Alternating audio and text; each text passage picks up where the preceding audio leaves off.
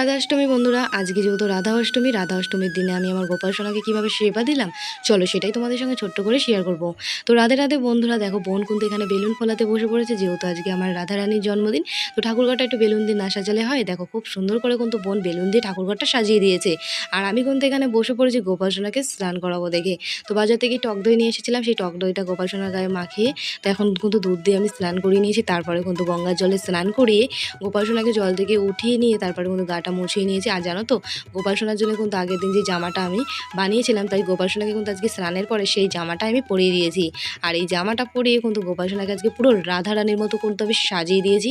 তো গোপাল সোনার সাজ কিন্তু কমপ্লিট হয়ে গেছে, এখন আমি সিংহাসনে বসিয়ে দিয়েছি। তো কী কী দিয়ে আজকে সেবা দিচ্ছি একবার তোমাদের বলি। এখানে রয়েছে হচ্ছে তালের বড়া, মালপোয়া, সুজি, লুচি, 5 রকমের মিষ্টি, 5 রকমের ফল, আর রয়েছে ক্যাডবেরি। তারপরে কিন্তু রয়েছে জল। তো এখানটা সাজানো কমপ্লিট হয়ে গেছে। তো চলো এবার নিয়ম নিষ্ঠা মেনে আমি আমার গোপাল সোনার পুজো করে নেব। বন্ধুরা, আজকে রাধা অষ্টমীর দিনে যে সত্যি সত্যি আমাদের বাড়িতে রাধা রানী আসবে, সত্যি এটা এখন তো আমি ভাবতেও পারিনি। তো এই দেখো মিষ্টি রাধা রানী আমার কোলে এসে বসেছে। তো এখন কিন্তু ওকে আমি প্রথম প্রসাদটা খাইয়ে দেব। তো প্রথম প্রসাদটা ওকে খাইয়ে দিয়ে তারপরে কিন্তু আমি সবাইকে কিন্তু প্রসাদটা একে একে দিয়ে দেবো। তো প্রসাদগুলো সবাইকে দিয়ে দিয়েছি। বন্ধুরা দেখো, প্রসাদগুলো দেওয়ার পরে কয়েকটা বাসনপত্র ছিল ঠাকুরের, তো সেইগুলো কিন্তু এখন আমি মেজে ঘষে নেব। তো বাসনগুলো কিন্তু মাজতে বসে পড়েছে, আর বাসনগুলো কিন্তু ধোয়া কমপ্লিট হয়ে গেছে আমার। তো তোমাদের কাদের কাদের বাড়িতে আজকে রাধা অষ্টমীর পুজো হলো অবশ্যই কিন্তু কমেন্টে জানিও। আর যেতে যেতে কেউ কিন্তু রাধে রাধে বলতে ভুলো না।